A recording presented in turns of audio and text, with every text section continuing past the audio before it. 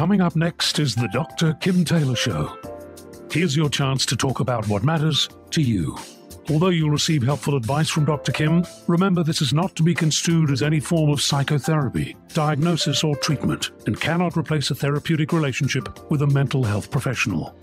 You can reach Dr. Kim by calling 564-1290 or 866-564-1290. You can also listen live on the internet at drkimtaylorshow.com.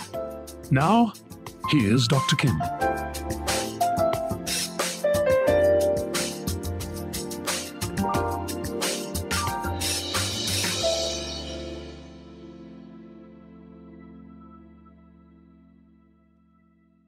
If you are in the car right now, commuting, are you stressed? It has become so commonplace these days that I often wonder what life would be like without stress. What if we could just stop and be still? If we could learn to slow down and quiet the chatter in our minds and just be aware of the present moment, without the clutter from the past or the worry of the future. Do you think it would be helpful? Would it be healing? And would it have the ability to transform our lives? Do you know, it used to be that the only time that I would really feel like I was free of stress was when I was on vacation and my responsibilities were left behind. But what would happen is after a few days of downtime, I would begin to realize the weight of the stress that I had been carrying around with me. And if I doubted it in the moment, it would certainly hit me like a ton of bricks immediately upon re-entry into my life. There's nothing like having a few days off to let go of the stress, only to realize the weight of that stress when you have to strap it back on and begin to carry it with you again. So today we're talking about ways to reduce stress on a daily basis through mindfulness and meditation. And more specifically, we're going to be talking about the mindfulness-based stress reduction programs. These are designed for people who are experiencing the signs of stress in daily life and who want to achieve more balance, more peace, and more happiness in their lives. The practice of mindfulness meditation was developed to see whether these meditative type practices, which also included yoga, but whether they could help medical patients to mobilize their own resources within themselves to be able to learn, to grow, to heal, and transform. And they would take them and really start wherever they were at with whatever medical conditions that they were dealing with. And they use this mindfulness as just a way to complement the treatments that these people were already receiving. And they found great results. Meditation is practiced for many reasons, including to cope with illness. And this particular practice that we're going to be talking about has also been found to show success with anxiety, chronic pain, migraines, insomnia, gastrointestinal disorders, heart disease, and immune system functioning. So joining me today are Dr. Ron Pilato and Ron Fouts, and they're here to help us understand the practice of mindfulness-based stress reduction that really focuses on bringing awareness to the very present moment. So if you have any thoughts or comments, by all means, give us a call at 805-564-1290. You can also email me at drkim@drkimtaylorshow.com. We have lots more to talk about, and my guests will be here to answer your questions. I'm Dr. Kim Taylor, and you're listening to KZSB AM 1290. You are listening to Dr. Kim Taylor on KZSB AM 1290. We are talking about a type of meditation called mindfulness-based stress reduction. And my guests are Dr. Ron Pilato, who is a California licensed psychologist, and he's chair of the doctoral program in clinical psychology at Antioch here in town. And then Ron Fouts, who is an entrepreneur and consultant, and he works with socially responsible businesses and individuals. So welcome to the program. Thank you, Kim. Thanks. Thanks. It's great to be here. Okay, so since you're both named Ron, I am going to call Ron Pilato Dr. Ron and Ron Fouts. Okay, Perfect. Great. All right. So, Dr. Ron, first tell us, what is mindfulness-based stress reduction? Well, mindfulness-based stress reduction, or Mbsr for short, is a program that was developed by Jon Kabat-Zinn and Saki Santarelli at the University of Massachusetts. They started doing this work in 1979, and they've been working with medical patients by gradually introducing patients to meditation practices and mindfulness practices in the forms of sitting meditation or stillness meditation or yoga or Tai Chi and other kinds of walking meditation, other kinds of practices. And why has this been helpful for those types of patients? What is it about this program? It's interesting. It's been covered a lot in the media, and as well as Bill Moyers and other programs. John has a reputation of working with patients who were not responding to conventional treatment, to chronic pain particularly, and other conditions that were really difficult to show improvement. And people were showing improvement over 8 weeks. So to back up, the Mbsr program is an 8-week program. It meets 2.5 hours a week, and there's a day-long retreat at week 6. So it's carefully designed and very thoughtfully designed, and introducing this type of meditation that's called mindfulness, and it's really a way of learning to pay attention. It's not about blanking out or going into an empty mind, but to be connected with what's happening right now. And what they've seen is that this creates an ability to connect both inwardly and outwardly with the wisdom of the body.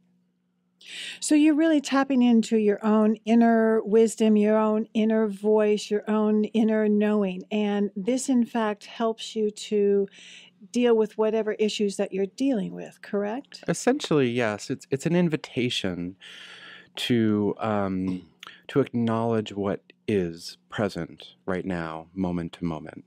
And in doing that, it's not something we're really trained to do in this culture. So, in fact, this has its roots, of course, in Buddhism. It's 2,500 years old. So John has kind of brought forth this tradition, this sort of wisdom tradition, into a pragmatic application, and has brought it into secular settings. He would never say it's a secular practice. He would say, we've brought it into secular settings. It's a sacred practice brought into secular settings. So how might it help if someone was dealing, let's say, for instance, with chronic pain? What is it about this practice that would assist or aid or enable someone to deal in a healthier way or in a better way with something that is going on with them? That's a great question, because that's in fact what prompted the program back in 1979, where the physicians in the hospital at the University of Massachusetts Medical Center, they were just not able to help people any longer. The drugs weren't helping and other interventions weren't helping. And so they were willing to let Jon Kabat-Zinn try this meditation practice. And what they found was they were getting results. And it's not trying to avoid the pain, but as he often says, it's being with the pain and learning to interact with the pain. And it sounds difficult, but it actually is. It sounds easy, but it's actually hard to do, and it requires a practice to become familiar with the pain, and then the spacing that you can create through meditation to allow the body to react. This sounds like it would be so helpful just in that what you're talking about is it can stop the resistance to the pain and the tenseness and all the stress associated with trying to not feel something. And what you're saying is it helps you kind of be one with it and allow you to kind of work with your body in a way that we're not taught how to do this in our Western culture. We're taught very much to resist, Yeah. and to try not to feel and to, pull yourself up by the bootstraps and just get through it. Yeah. This is very different than that, correct? Yeah, there's an acknowledgement. There's it's an invitation to slowly begin to acknowledge thoughts, feelings, sensations that have not been acknowledged. And often pain is something that's not been acknowledged. We generally reach for a pill or a prescription and ask for advice, and being with pain, often, this is my experience with people who've been working with chronic pain, that the pain has something to teach them about their body and how they're living in their body. And so there's something about a relationship that develops. It's not like this is the only way. It's not a lightning rod, but this is one.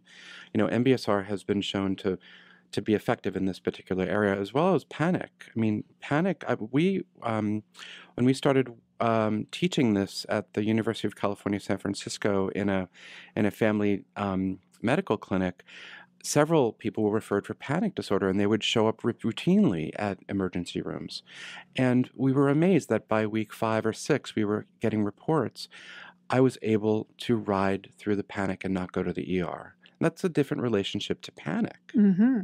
Would it be true to say that once you can start to teach that the panic, let's just say, or the pain, that it's only a part of you, it's not all of you, and that if you can kind of separate it out, you can access that part of you that can help the other part of you that is in pain or is anxious to either be soothed or calmed or get you through that moment? Right. And I'd say all of that is good for teaching and for framing. And this is not necessarily, like, there's a lot of concepts about this and ideas, but the actual class and the class is focused on practice. So there's some didactic information and concepts, but the experience of the practices is what's focused on. Like, the 8 weeks is focused on the experience of the practices and then digesting the experiences of the practice so that people can come to a kind of an authoritative place about what the practice means to them. And this is a practice that has been now working for about 35 years, is what you're saying. And that they just celebrated the 35th anniversary. Yes, since 1970. And about 22,000 patients have come through just at UMass. Wow. Just at UMass. Okay. And so there has been a lot of studies done and a lot of research done. This is not just something that somebody kind of pulled out and thought it might work. They've actually researched this, correct? Yeah, I mean, backing up even further, I mean, it's resting on, a 2,500-year-old wisdom tradition. So we can't really cut that off. And also, since they've started this, since John and Saki and the rest of them have started this, there's been a lot of research studies, but generally, I mean, there's over 400 peer-reviewed scholarly research articles right now, but over time, the research studies have become much more much better quality, to the point where they're doing federally funded randomized controlled trials on a regular basis, just on this protocol. So it's pretty impressive.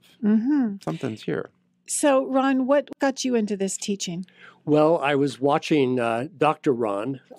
He went through the program first, and I saw his experience, both just personally and also he had a back condition with pain, and seeing the change there. And I thought, well, I'm going to do it. I'm an experimenter and adventurer, so I thought this might be something really good in my life. And so I went through the first step of the program, which is the Mbsr program itself, and saw changes in my life where my reaction time started changing. My reactivity kind of slowed down. And then I decided, well, I want to become more involved, and went through the first step of teacher training, and started assisting Ron with the courses. Okay, so it sounds like, Dr. Ron, you got into this because you actually were experiencing pain. Well, no, actually, what's interesting is I'd have many years of practicing meditation and yoga, and had become a clinical psychologist, was faculty member at a graduate program, and my provost invited me to get this training to learn how to teach MBSR because I had that background.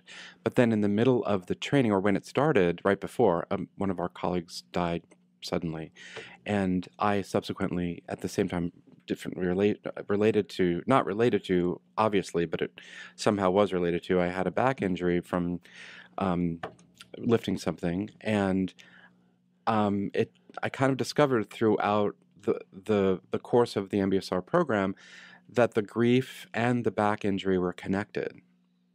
So there was there's a lot of connections that were made. I mean, I've had lots of years of psychotherapy, and I've had lots of training as a psychotherapist, but I was really impressed with how quickly the connection between the back injury and the grief process was sort of brought to me in the context of this teaching.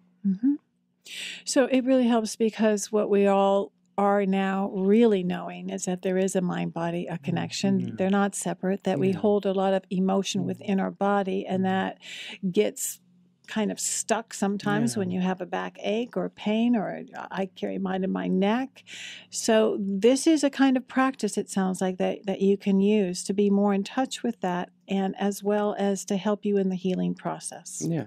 And that is the key word, practice. It's not something that you get or acquire, that you just pull off the shelf when you have a pain. It's something that you have available to you as a practice, and as different ways to experiment with your body.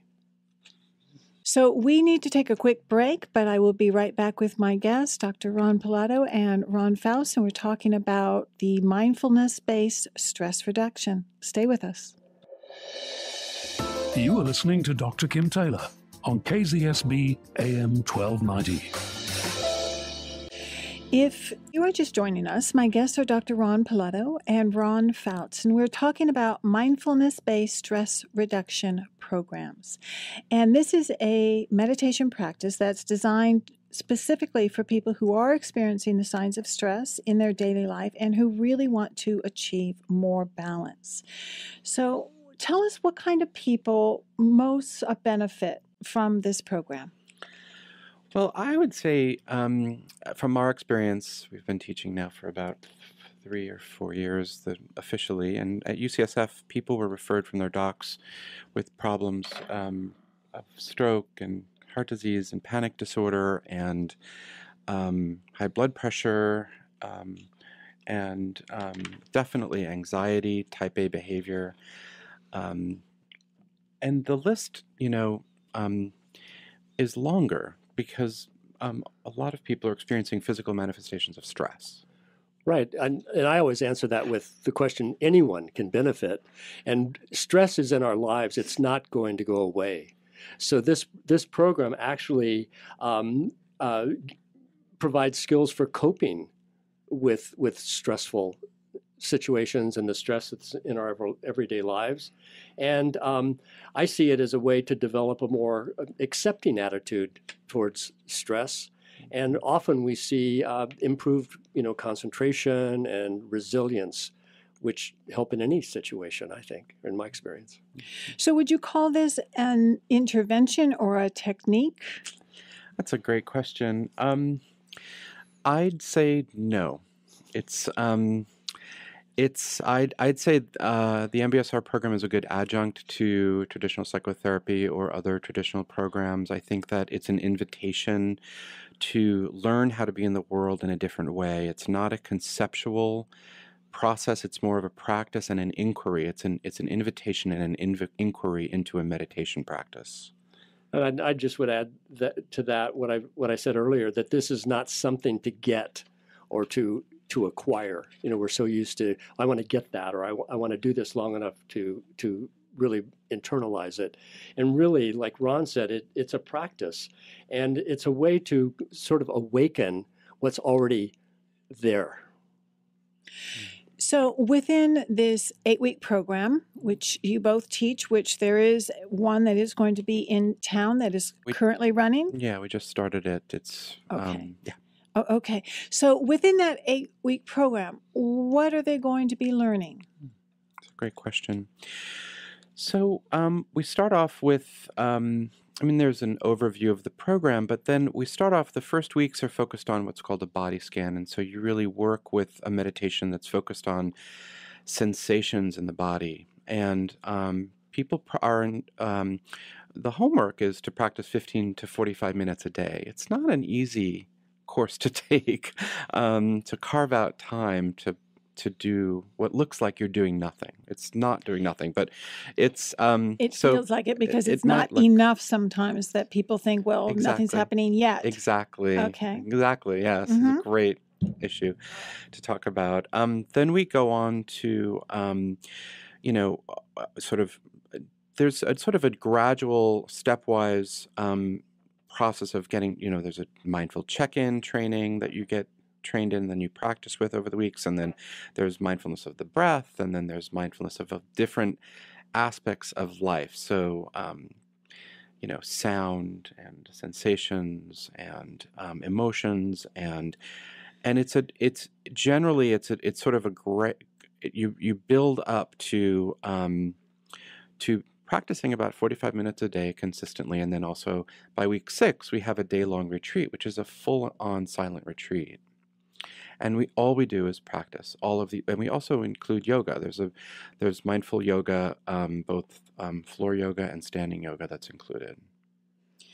Okay, so they're going to learn to meditate, they're going to learn how to check in, to breathe, to do yoga, all in preparation and practice of really getting to know their inner workings, their inner thoughts, things like that. But the question I have about this is, do you have to be still until there's like nothing going on in your head in order to actually be successful at meditation? Quite the opposite. Quite the opposite. Okay. That's a great question. This is really good to know because I can't seem to shut off my head. Well, that's the whole the whole object. And all of these practices that Ron was just talking about, they're designed to become aware of what is there, what is going on. It's not a practice to eliminate. We cannot eliminate sounds out on the street. We can't, eliminate thoughts that are zipping through our heads. But we can learn what they might be or how to have a relationship with those and not be thrown off or condensed by them. Or reduce the likelihood. Because really what this is evoking is an awareness of patterns.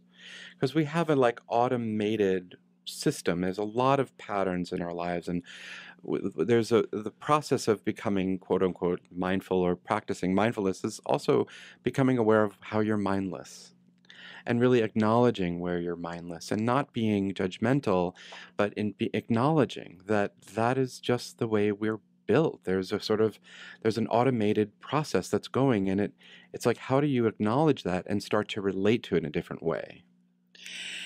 And so what I'm thinking about as you're talking about this is that it also is allowing you to practice being in the present moment, to not be, confused by the past or worried about a future, but actually to allow yourself to be in the moment with whatever is. Yeah. And that in and of itself feels like that would be very calming or empowering, that whatever's happening, you can handle it.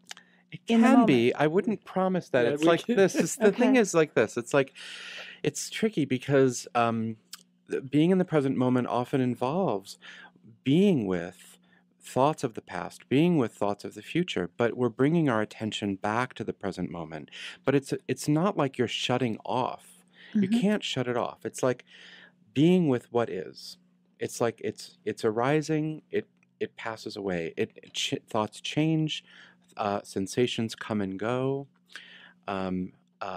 You're relating to things at a different level. So you're not just sitting. It's really an active process of being with whatever's coming up and whatever is going on. Yeah, it's not just, that's a really good distinction. There's a lot of, I think, confusion about sitting and being still in meditation. There's an active process going on. Okay. So we're inviting, it's an invitation to not block the sensations, but to notice sensations, thoughts, emotions that are going on in our lives, so that we're there with them. And it's almost a paradoxical situation. But what then occurs is, as we name them, there's an opening for a pause, and in that pause, healing or familiarity or awareness may occur. Again, as I'm thinking about this, that you're really allowing whatever to happen, that you're not trying to get a certain result from it. Yeah. You're not trying to reach a certain goal. Right. It's just kind of being in that moment. Yes. And through these practices of moving, of sitting, of listening, Mm-hmm. those things start occurring, or we see that they can occur, and there are no promises. Well, Okay. what's interesting is that there's one of the principles of the course's non-attainment, and again, it looks like from the outside that these practices might look passive, but really, it's a receptive process. You're really inviting a receptivity of awareness of sensations and thoughts and emotions that is a different way to have a different perspective, if you will, on thoughts, emotions, and sensations. It's similar to psychotherapy in that you'd be sort of talking about these experiences. It has a similarity. That's why it's a good adjunct to psychotherapy, because you're kind of talking about all of these experiences that have been inside, and they're being brought forth. And it sounds like you're learning a new way to relate to yourself that is non-judgmental, non-critical, that you can turn off the edit button, and that you are then more accepting of what is happening instead of being the editor or the judge. But what's interesting, too, about the language here, I just want to say, which I love this, because it's not like being non-judgmental. It just stops. Judgment, we judge. It's like how to be with judgment. So be that present with judgment. That too. Yes, Be okay. present with judgment. Be Okay. present with criticalness, and how to have a different relationship with it. To be aware of it happening, because it happens. What I do hear, and what I've read with John Kabat-Zinn, is that we are not our thoughts. That it's Yeah. important for us to understand that we Yeah. are not the sum total of our thoughts. How does that relate to this kind of work and the kind of program that you're doing? Yeah, it's so beautiful. I mean, that is basically it's this invitation to see that thoughts are happening all the time, and often we don't even acknowledge that they're happening. We think that we're in control of those thoughts. Right. But watching them and being aware of how they come in with no consciousness, really, there's an invitation for a different kind of relationship with that. Yeah, so John often uses the example, I think, of like, so what is it, you think you're lying down to rest on the sofa, but if you really are aware of what's going on in your mind while you're sitting there resting, do you think you're resting? Are you resting? Is it really resting? What is going on in your mind? So it's acknowledging this background piece. And as we kind of cultivate that moment-to-moment, non-judgmental awareness, then does the magic come out?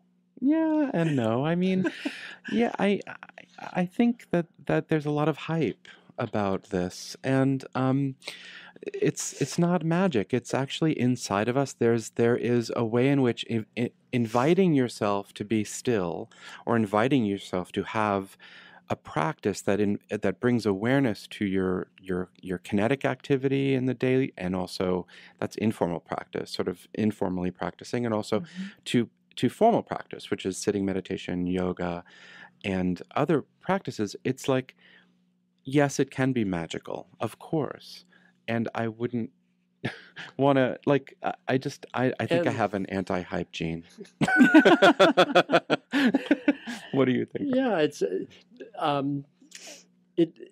there are changes, and one of the things that we've learned is that this practice is actually often described by John Kabat-Zinn as a radical act of love. That wow, I can do this. I can create space. I can have a different relationship with my thoughts, feelings, emotions. And you might call that magic, but it's this opening that that creates this invitation for a different kind of relationship and an awareness of just what's happening right now. Mm-hmm. Simple, not easy. Simple but not easy, but through the practice of it, you are gaining a lot of insight about yourself and finding a way to be at peace with whatever is going on. I think that is generally what happens. Yes. I actually really like what Jon Kabat-Zinn says about mindfulness, where he talks about that it's about living your life as if it really mattered. And without being able to be in the present moment, we're really missing out on half of our life if we're always so wrapped up in the daily routines or wrapped up in our thoughts and the fears of the future. Yeah, so it's like, so if you're, when we're at retreat, it's like if you're eating, it's silent retreats. You're eating, you're toileting. You're walking. Don't miss the life that you're living. Don't miss the moment by moment experience of being here in the studio with you. I mean, there's a way in which our minds go ahead into the future and back into the past, and we don't even know it. It's like, can we know that we're sitting here in this studio? One of the practices that we have, or one of the homework assignments that we have, is a mindful meal. Oh, yeah. Mindfully creating a meal. Thinking about what are we going to prepare? Where are we going to get the ingredients? What are these ingredients? Where have they come from? Yeah, where did they come from? This kale is really crunchy looking today, and it's purple, and I wonder where that's from. I think I'll read the label, and then the washing of that, and how it just invites a different kind of relationship to what we're doing already every single moment of our lives. And what I love is that when I do take those mindful moments, is what I call them, and really be in the moment and observe, just as you have said, that's when I find meaning and purpose to life. Yeah. I mean, that's when I feel somehow grounded and centered and grateful and all of those things that kind of well up within me. I've felt tearful at those times sometimes, because there are other days that I can just rush past it and not notice. Sure. But when you notice, it brings about that. And any moment, even in the middle of one of these really kinetic days, rushing past any moment, even in the middle of the rushing, oh, I'm aware of rushing. That's a good point. And it will change. It can be changed. Yes. All right, we need to take a quick break. I'm here with my guest, Dr. Ron Fouts, and we'll be right back talking about mindful meditation and the stress reduction program that you are working on. You are listening to Dr. Kim Taylor on KZSB AM 1290. Today we're talking about a mindfulness-based stress reduction program and how to implement it in your own life so that you can live a more balanced and mindful life. So joining me are my guests, Dr. Ron Pilato and Ron Fouts. There are many types of meditation out there and mindfulness practices. So why would one opt for this particular program? Well, I think people opt for it mostly because either they're referred by their doctor or a therapist because there's some efficacy in the literature. It's also because it's been designed to it's sort of bringing this wisdom tradition and sort of putting it putting it in a context that is accessible to people who are not necessarily open to or available for meditation retreats and practices. I think that's one of the ways that it sort of became popular. Jon Kabat-Zinn talks about Mbsr and mindfulness-based practice as a recontextualization of the Dharma, meaning it's not. It still is in the lineage of Buddhism, but it's a way of bringing the teachings in a skillful way to secular settings, if you will. And I love that question, Kim. Why there's so many different kinds of meditation, and why opt for mindfulness? And it's an ongoing question, and there are so many different kinds of meditation and in contemplative practice. There are forms that focus on concentration or one-pointed awareness or relationship with a higher power, and this program is really has been carefully and thoughtfully designed to focus on well-being, ways to access well-being, and again, without wanting to get something or acquire something. This is just an invitation to a practice to bring one into the present moment awareness. So your 8-week course is really designed to provide this framework and to allow others to really access their own awareness and to develop kind of a lifelong commitment to living fully, living wisely. And through this program, they will then be able to take that and continue. Yeah, I mean, in San Francisco, when we taught it at UCSF, we did create an alumni group where several of the alumni would come back on a weekly basis and do an hour-long sit. We'll probably do that here locally as well. But really, it's an invitation. We ask people when they take the class to not necessarily come up with, let's see, there is sort of like, why are you really here is the question we ask. Not what do you want to get out of it? Why are you really here? And that question has a life of its own throughout the journey of the course. And at the end of the course, they can go, I mean, it's an invitation. They can go and do other practices, or they can go and do more Mbsr courses or alumni courses. And just following on that, with these 22,000 people having gone through the program at UMass, after 4 years, over 50% were still engaged in some form of meditation practice. Mm-hmm. So it says that there's something there that is of value, especially since most of these people are physician referred. Mm-hmm. That they see the value in carrying on. So 4 years later, 50% or more are still practicing. Is there some place that people can go to read more about this? I mean, I know that Jon Kabat-Zinn has a few books out, to say the least. Are there ones that are specific to this? Well, yeah. I mean, Full Catastrophe Living is the book that is attached to the course, and we also use our teacher, Bob Stahl. Dr. Bob Stahl has written several books, and we have a workbook that goes along with Full Catastrophe Living that we use with the course. And if you just Google Mbsr, you'll see a lot of information, whether it's research or courses or teachers or principles. There are also online courses. And there's actual week-long online courses that are done. It's not asynchronous. It's live, but online, so people can participate throughout the world. Okay, and tell us how people can contact you if they would like to go into your program and start something like this week. Oh, yeah. So if people are interested, our phone number is area code 415-867-4698. That's area code 415-867-4698. And we have an email address that we set up as well, mbsrsantabarbara@gmail.com. That's mbsrsantabarbara@gmail.com. We just started a course this week. It's full, but we're going to start another course in May or June. Okay, and at the end of that 8-week course, they can expect what? What is the takeaway for them?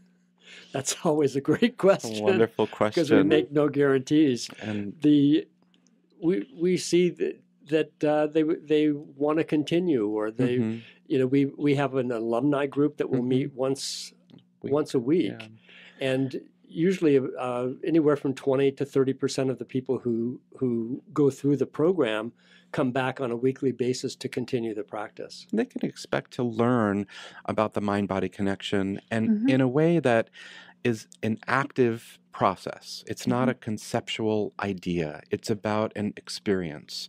So we're entering into an inquiry of mind-body medicine. Okay, and what does the full catastrophe of the human condition really mean as far as Jon Kabat-Zinn and what he was saying about this? That's a great question, and we always want to smile. And someone just asked him. I was at a conference last weekend, and someone asked him again, where did that title come from? And he said, I tried so hard not to use that title in the book, but after going through hundreds of different other title possibilities, he came back to that, and it actually comes from Zorba the Greek, who used that phrase to describe the human condition. What we encounter every day, the uncertainty, the stress, the pain, the loss, the grief, and the joy. Mm-hmm. Mm-hmm. So this is a way of being with all of that. So that's how he uses the full catastrophe. Whatever happens, all of it. It's all here. There's no way around it. Yeah. It's about being with it. Yeah. Being with all of it. And being with all of it. Just speak, Dr. Ron, about how important it is to be with all of it rather than just wanting the good part. Exactly. Yeah. All right. Well, I would like to thank both of you for being here and being my guests.